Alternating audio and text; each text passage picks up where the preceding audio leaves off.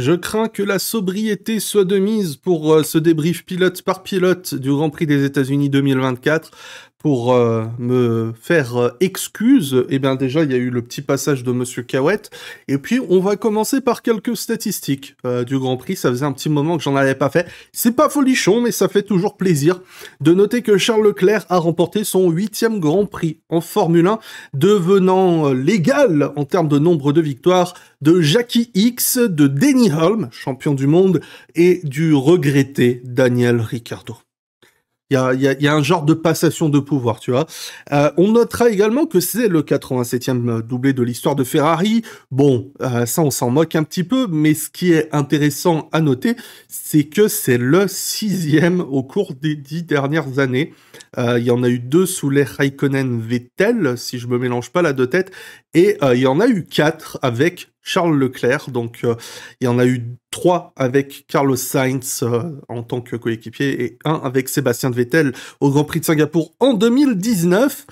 Pole position, Lando Norris fait également l'égal cette fois-ci de Jacques Laffite, un très beau nom à mentionner, puisqu'il a signé sa 7e pole position, on en parlera un petit peu plus tard, et Esteban Ocon vient de refiler un record à Lance Stroll. On va en parler dans quelques instants, puisqu'il a enregistré son premier meilleur tour en Grand Prix. C'est aussi donc le premier meilleur tour de l'histoire de Alpine en Formule 1. C'est pas folichon, mais ça valait la peine d'être souligné. Il devient le 17e pilote français à enregistrer un meilleur tour en Formule 1. Et de ce fait, Lance Stroll devient désormais le pilote avec le plus de départs en Formule 1 sans meilleur tour. Je vais pas mentionner le nom du média parce que j'ai un semblant de respect pour un collègue streamer de Formule 1 qui travaille chez eux, mais il y a eu un article qu'on qualifiera de putachiote qui en a profité pour faire du gros buzz là-dessus en disant que Lance Stroll avait décroché un record incroyable. Bref, hein.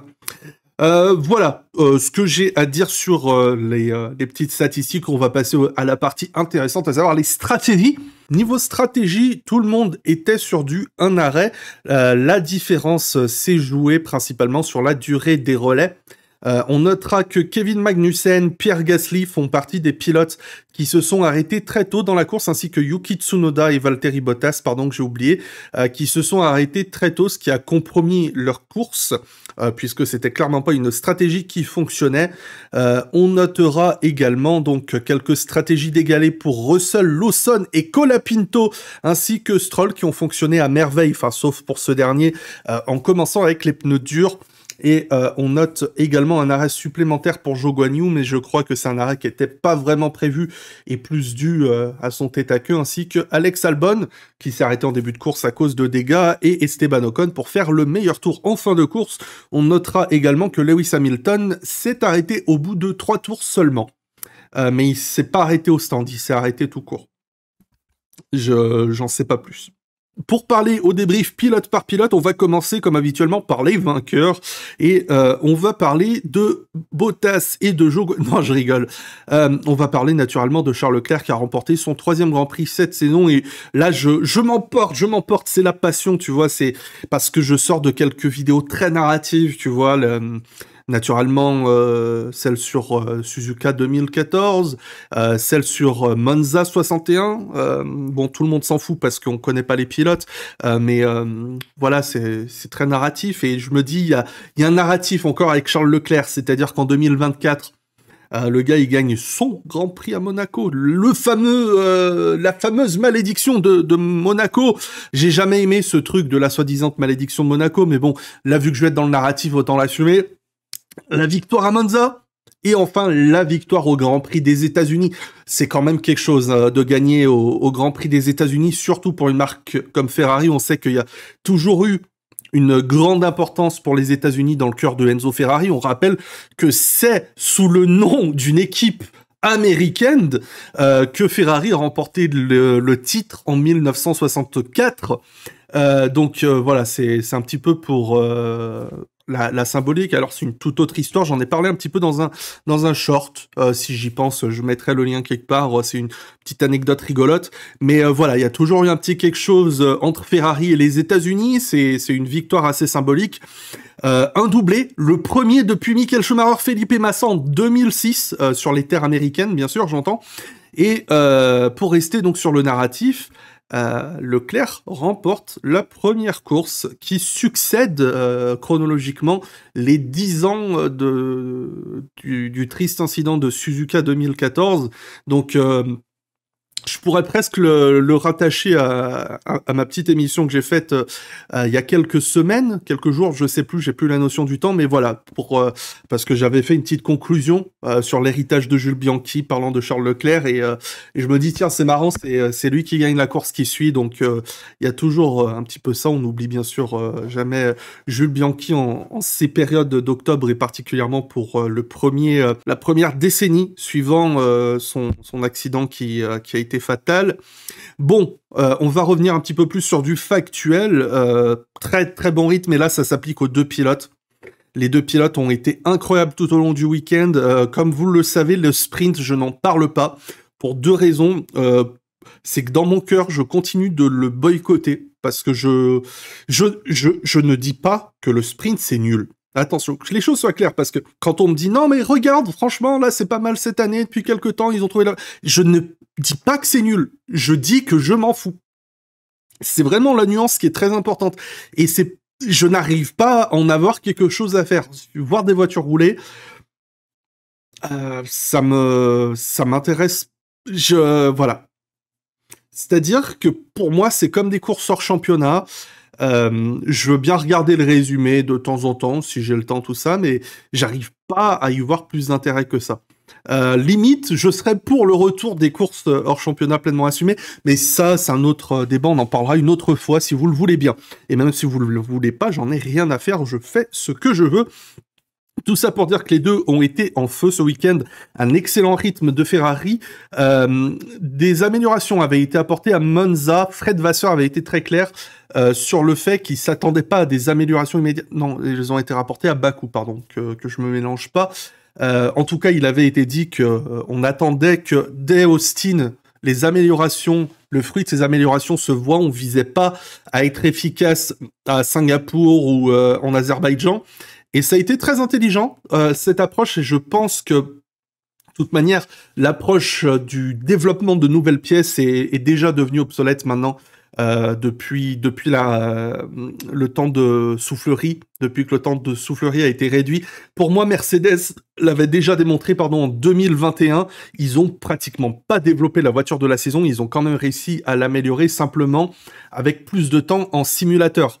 Ce qu'ils perdent, les équipes, ce qu'elles perdent en soufflerie, elles vont tout faire pour le trouver ailleurs, et je pense que maintenant elles le trouvent dans le simulateur. Donc les Robert Schwartzman, Oliver Berman, Antonio Giovinazzi, tout ça ont dû bien bosser pour justement bien aider à comprendre la voiture, les nouvelles améliorations, et travailler sur les réglages. Donc très bon rythme de course des deux pilotes. Je mentionne naturellement Leclerc, très très bon départ. Il l'a dit tout de suite après la course. Il l'avait presque senti venir que les deux allaient se foutre sur la gueule comme ça, et c'est pour ça qu'il a tout de suite élargi sa trajectoire à la première épingle. Il a eu beaucoup de chance de pas se faire percuter, parce que c'est un peu ce qui est arrivé derrière à Ocon, et l'an dernier à Carlos Sainz depuis la pole position. C'est ce que ce genre de virage malheureusement impose. Donc il a eu de la chance de pas se faire toucher par l'arrière, et il a laissé les deux autres se foutre dehors. Il est passé et a mené de main de maître. Quant à Carlos Sainz, son premier relais était plus compliqué, parce que il a noté des problèmes dans la voiture. Alors on sait pas vraiment ce que c'est, ça a été plus ou moins résolu pendant la course. Ça joue toujours un petit peu sur le facteur psychologique, ce genre de choses. Et qui plus est, il a dit qu'il a beaucoup souffert de l'air sale de Verstappen, qui était devant lui. Donc il a un petit peu plus rapidement usé ses pneumatiques, il s'est arrêté au 21e tour contre le 26e pour le reste. Bon, ça lui a permis finalement de prendre la place à Verstappen, mais c'est à noter. Et je regrette, encore une fois, sincèrement, l'absence de graphique cette semaine, mais bon, ça... La fin de saison va être compliquée, mais on en reparlera. Ou peut-être pas, j'ai pas de compte à te rendre. Ou peut-être que si, je sais pas, je pourrais pas dire. Chez Red Bull, ça va être très rapide parce que Verstappen, encore une fois, Verstappenien, je ne parlerai pas du sprint comme je le disais, mais bon, il a naturellement fait ce qu'il sait faire le mieux, à savoir tirer le maximum de ce qu'il a entre les doigts, et idem pendant la course parce que c'était vraiment parlant pendant le Grand Prix. Pendant le premier relais, ça ne s'est pas vraiment senti, je trouve. Mais clairement, on est revenu sur une Red Bull, je vais dire, du niveau de ce qu'on avait en Espagne. C'est-à-dire que la voiture est bonne, elle a des défauts, mais elle est fondamentalement bonne, mais elle tire le meilleur de sa performance Enfin, c'est un ressenti. C'est vraiment un ressenti. Elle tire le meilleur de sa performance lorsque elle est à plein, lorsque le plein dans la voiture, en début de course, donc là où généralement les autres souffrent un petit peu plus. Et c'est pour ça que je pense qu'en fin de course, il a vraiment été en difficulté. De même pour Pérez, qui s'est totalement effondré en fin de course. En termes de défense, parce que c'est un autre gros sujet du week-end, moi, vous me connaissez, j'en ai même fait un t-shirt. Let them se foutre sur la gueule. Maintenant, il y a un problème qu'on va aborder dans la section sur McLaren, mais juste pour rester sur Verstappen, j'ai envie de dire, pour moi, c'est à la hauteur de ce qu'on a chez un Fernando Alonso, de ce qu'on a pu voir chez un Lewis Hamilton, et de ce qu'on a vu chez du Michael Schumacher. Et un petit peu du Prost Senna, à savoir connaître parfaitement l'interprétation du règlement. Je m'explique, parce que ce qu'a fait Verstappen au départ et en fin de course, à chaque fois en forçant plus ou moins Norris hors de la piste, si on suit bêtement le protocole qu'ont les commissaires de course, il n'y a rien à dire. Et c'est pour ça que je pense que c'est très malin. Ça me rappelle un petit peu Sébastien Buemi qui parlait de Fernando Alonso quand par rapport à son passage chez Toyota en endurance, où Buemi disait jamais de ma vie j'ai vu un pilote qui connaissait aussi bien le règlement, et Alonso il passait juste faire coucou à cette période. Tout ça pour dire que ça a été c'est typiquement Verstappen, il sait très bien ce qu'il fait. Et c'est très malin. C'est très malin et je pense que tous les pilotes devraient faire comme ça. Parce que, et là c'est encore une fois, hein, c'est mon avis de vieux rageux, la F1 est devenue une bureaucratie. Comment dans un monde bureaucratique, où la logique a été remplacée par des protocoles, arrête d'être logique et suis les protocoles. Verstappen suit les protocoles à la perfection. C'est-à-dire qu'il est sorti de la piste, il a gentiment laissé Norris sortir de la piste, mais à aucun moment, lorsque Norris le dépasse, la situation était suffisamment claire quant au fait que Norris devait avoir la position. Et moi, dans mon cœur, où je me dis, c'est bon, let them se foutre sur la gueule, il est passé devant, il reste devant. Et dans l'idéal, tu fous une petite bande de gravier parce que c'est un problème qu'on a tous les ans à Austin. Et on a vu que ça marchait très bien à Monza et à Spielberg cette année, de rajouter des petites bandes de gravier à certains endroits. Je pense que ça marcherait très bien à Austin au virage 1 et à cette épingle. Quand les pilotes sont tentés de doubler hors de la piste, tu les punis comme ça. Et t'inquiète pas qu'on verra plus ça. Et si, là, il y avait eu la bande de gravier, les commissaires obligés de dire forcing another driver off track, et là c'est Verstappen qui aurait été pénalisé.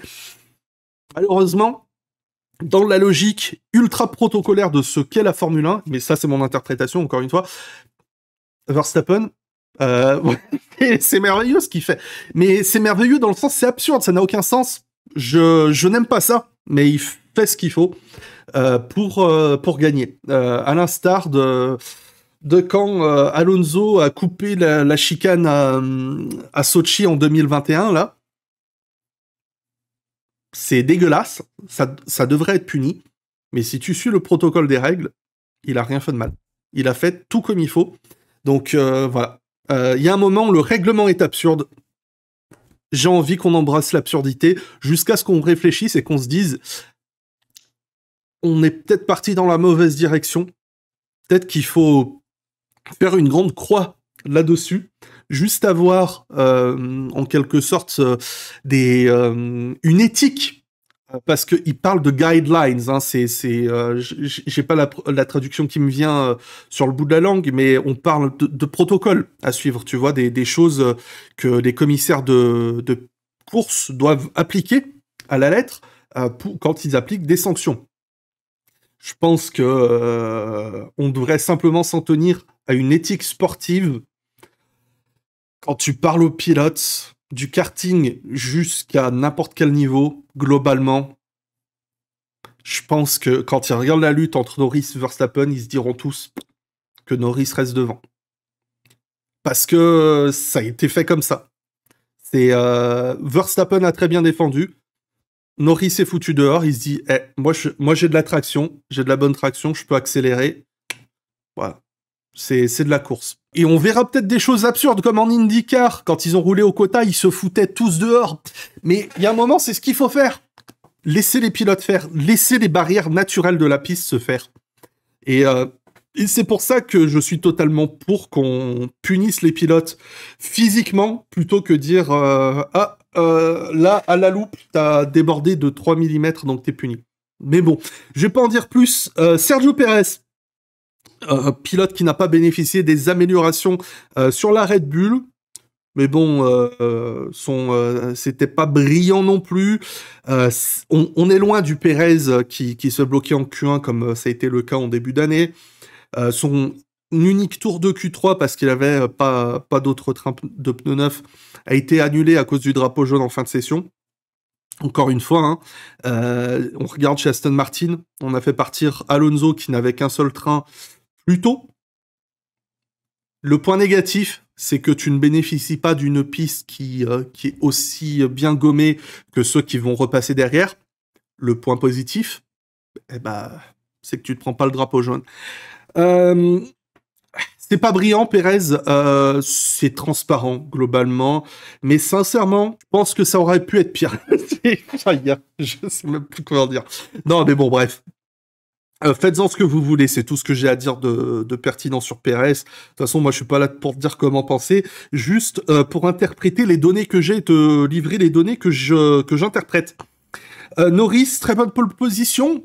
Encore une fois, 7e pole position, comme j'ai dit, il égale Jacques Lafitte aussi. Très grand Jacques Lafitte. Il l'a défini comme une des meilleures de sa carrière, et il a de quoi, parce que quand on voit comme c'était parti derrière sur les autres relais de Verstappen, Leclerc, tout ça, s'ils finissaient leur tour, ils seraient pas en pole. Mais ça démontre qu'on a un Lando Norris qui arrive toujours, et ça, c'est pas nouveau depuis 2024, c'est le cas depuis des années maintenant, à maximiser ce qu'il a entre les doigts. Malheureusement, il y a toujours du boulot à faire sur les envols. Alors, il y a deux choses. La première, qui va un petit peu blanchir Norris, c'est que c'est pas que Norris qui galère sur les départs, et c'est pas nouveau cette saison, parce que Piastri aussi, les envols ne sont pas flamboyants. Donc je pense qu'il y a vraiment... mais bon, si vous vous rappelez, Sauber, Alfa Romeo, ça a été pareil pendant des années. Les départs, ils se cassaient la gueule. Cette année, on s'en rend pas compte parce qu'il part toujours dernier. Mais tu regardes, je pense à Joe, l'an dernier, qualifié 5e. Au départ, la voiture décolle pas, quoi.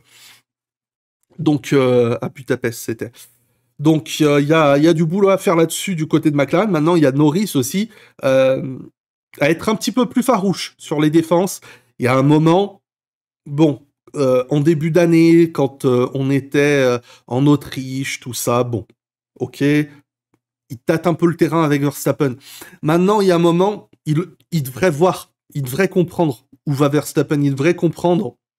Et je pense que le fait de n'avoir laissé juste cette petite porte à Verstappen, c'était l'erreur de trop. C'était l'erreur de trop. À aucun moment, surtout ça c'est un problème de Austin, comme je le disais sur le X, c'est un problème de Austin qu'on a tous les ans. Le virage est trop problématique. On en reparlera au Mexico parce que c'est tout le temps la même là-bas aussi. Voilà, c'est juste dommage qu'il n'arrive pas à s'imposer face à Verstappen parce que avec d'autres pilotes, il y arrive. Mais c'est vraiment face à Verstappen, il y a ce blocage trop émotionnel peut-être. Pour Piastri, bah, je pense que son week-end reflète à peu près le niveau de la McLaren ce week-end, assez peu à ajouter, course assez solitaire. Chez Mercedes, des améliorations ont été apportées. On a relevé un grand gain de performance, mais on a toujours une instabilité du train arrière particulièrement qui est accablante. C'est un problème qu'ils n'arrivent pas à résoudre depuis très longtemps maintenant. Heureusement qu'ils ont deux très très bons pilotes. Parce que la course de Russell témoigne de la capacité de la Mercedes lorsqu'elle est pilotée vraiment à la perfection, et de deux, ce qui aurait été possible de faire s'il ne s'était pas crashé en qualif, et de trois, je rajoute des points comme je veux, ce que Hamilton aurait aussi été capable d'accomplir s'il n'y avait pas eu cette erreur en début de course. Hamilton, justement, a eu un excellent début de course. J'étais assez impressionné de voir comme il est remonté. Je crois qu'il était 12e ou 13e déjà, avant de commettre cette petite erreur. C'est l'éponge, hein, on va dire. Le nombre de fois que Hamilton a sauvé Mercedes face au nombre de fois où Hamilton l'a mis dans le mur, je pense que le ratio est toujours à son avantage. On va parler des As, parce que ça doit être leur meilleur week-end de toute leur histoire à domicile, parce que habituellement, As, ils se cassent la gueule en cours de saison, et là, le fait que sur le papier, ça devrait être les deux voitures dans les points, ça démontre une nouvelle fois Ayao Komatsu dans nos cœurs à jamais. Déjà que je l'aimais bien avant, tu vois, sans le connaître plus particulièrement, je le connaissais un petit peu de Lotus, on le voyait souvent seconder Gunther Steiner quand il est passé chez As, mais maintenant qu'on le voit en tant que leader de l'équipe, ça a totalement changé. Regardez l'évolution de As il y a un an face à l'évolution de As cette saison. Ils arrivent à continuellement améliorer la voiture, donc c'est formidable.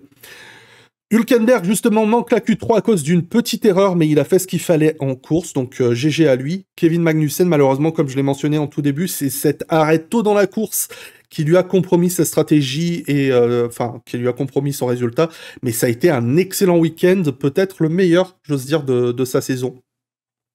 Et son meilleur depuis très très longtemps, probablement. Chez Racing Bulls, les 3 milliards de places de Liam Lawson ne l'ont pas empêché de faire une sublime remontée en 9e place. Il a démontré également un excellent rythme en Q1, terminant 3e de la Q1, parce que sa Q2 allait simplement être là pour servir l'aspiration à Tsunoda. Parce qu'il était pénalisé, et justement, Tsunoda en a pas très bien profité de cette aspiration, puisqu'il n'a pas réussi à passer en Q3. Malgré tout, il a pris un bon départ, qualifié 11e, parti 10e suite à la sanction de Russell après son crash, 8e après le premier tour, donc un bon premier tour, mais comme on l'a vu un petit peu plus tôt, c'est le fait de s'être arrêté en début de Grand Prix qui a ruiné sa stratégie, et dès l'instant, qui a ruiné son résultat, pardon, et dès l'instant qu'il a vu Lawson sortir devant lui, on a revu le Tsunoda qui se laisse submerger par l'émotion, et c'est dommage, parce que franchement, Tsunoda, c'est pas le moment de craquer. Il a démontré ces 2-3 dernières années une progression mais merveilleuse. Je pense qu'il serait capable de faire d'excellentes choses si on le mettait dans la Red Bull. Mais par contre, il faut la tête froide. Et c'est là où, en fait, je pense que Liam Lawson va le battre. C'est qu'en termes de talent, je pense que les deux se valent. Même Yuki Tsunoda, pour moi, ça reste un pilote vraiment flamboyant. Mais il manque de ce calme. Liam Lawson, il est d'une sérénité merveilleuse, et tout en étant vraiment plaisant à regarder en piste. Super week-end de Pierre Gasly, qui montre des améliorations prometteuses sur l'Alpine. Comme Tsunoda à l'instant, la course a été ruinée par la stratégie, puisque chez lui, on a voulu couvrir Magnussen, justement. Magnussen s'arrête au 17e, Gasly juste après. On voulait vraiment le couvrir, et ça a été une grosse erreur finalement, mais bon... Fallait le deviner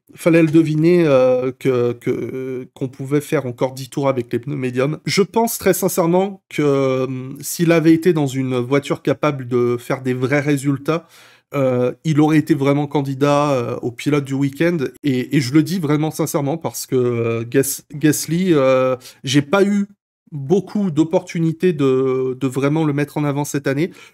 Soit pas parce que j'avais quelque chose contre lui, mais soit parce que, surtout parce que j'ai raté pas mal de débriefs où il faisait de très bons week-ends.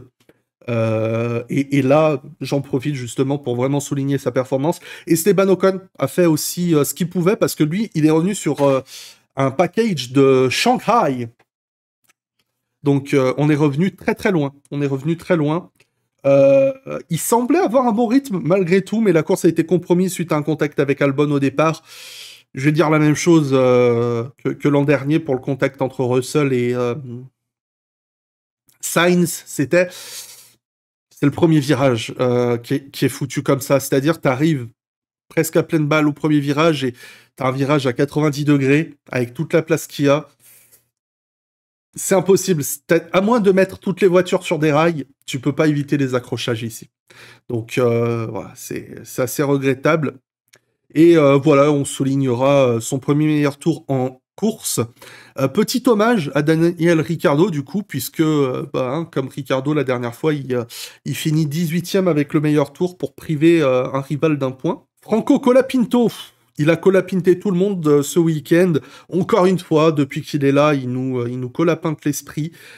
Excellent rythme tout le week-end. C'est dommage qu'il n'ait pas eu Albon en référence parce que Albon a souffert de dégâts déjà suite à sa touchette avec Ocon et derrière Bottas lui est rentré dans le fion. Et ça méritera de parler totalement à part de Franco Colapinto parce que...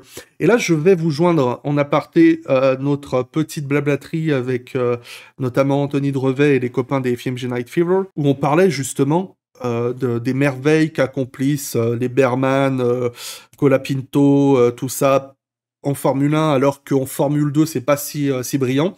C'est sur la seconde chaîne, si jamais vous suivez pas, Blabla F1 VOD. Ça méritera une chronique à part à l'occasion, parce que c'est vraiment impressionnant.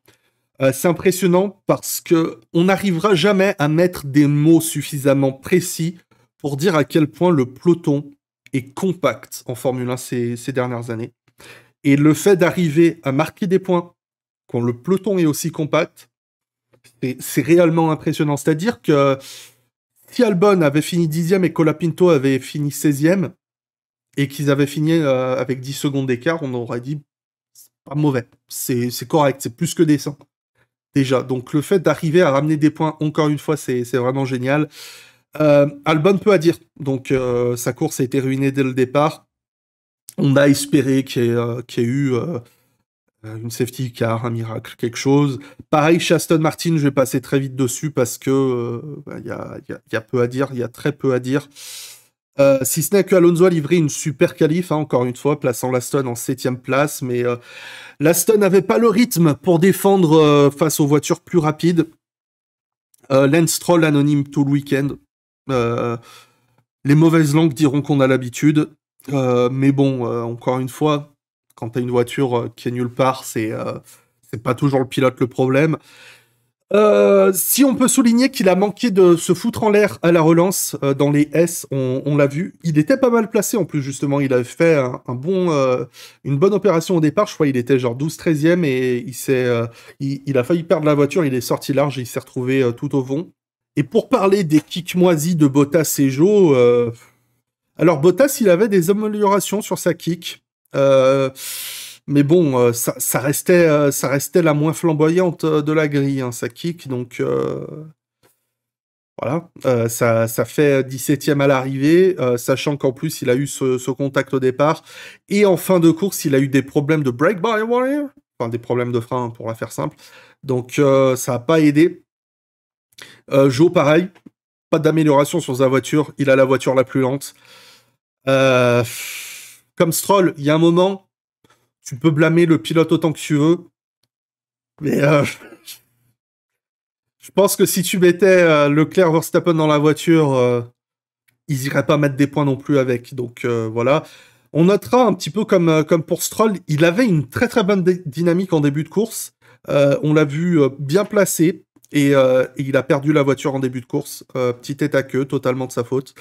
Je m'en arrête là, désolé si j'ai été un petit peu long, désolé si j'ai été plus ou moins absent sur l'actualité ces derniers temps. Je ne vais rien promettre parce que c'est les prochaines semaines, ce sera probablement pareil, voire pire. Ceci dit, pour ceux qui m'ont pas suivi sur le X, j'ai fait une petite cagnotte pour, j'ai trouvé ça, voilà. Alors vous allez me dire: «Oh mais je connais le cacahuète». C'est pas cacahuète, c'en est un autre. Il s'appelle saucisson. Il ressemble comme 2 gouttes d'eau à cacahuète, comme vous voyez, il est tout maigre. Je l'ai trouvé dans mon hall d'immeuble, il était pas pucé, il crevait de faim, il était un petit peu blessé, des moustaches coupées. Donc voilà, j'ai fait une... Parce que c'est un... Voilà. J'ai fait une petite cagnotte, je mettrai le lien en description si vous voulez aider. On va aller lui couper des coucouilles, on va le faire pucer à mon nom.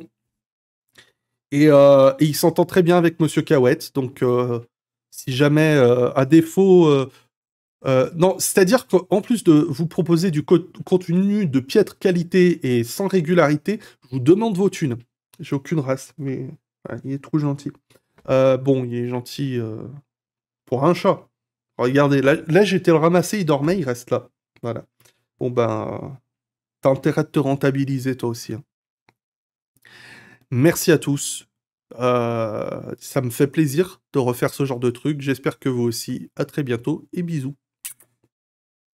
Eh mais non, je t'appelle pas. Il a une petite tache ici au début, je croyais qu'il était blessé, mais c'est juste une tache.